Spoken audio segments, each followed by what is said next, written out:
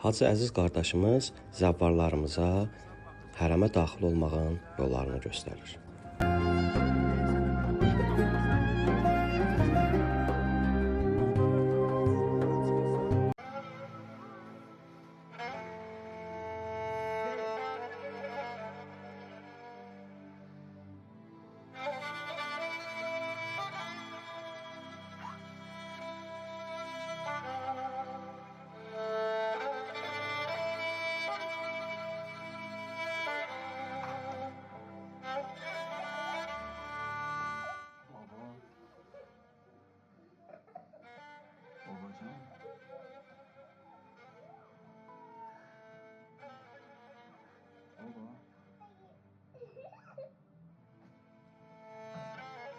Həzrət Peyğəmbərimizin mübarək hərəmində hissləri bölüşmək olmur.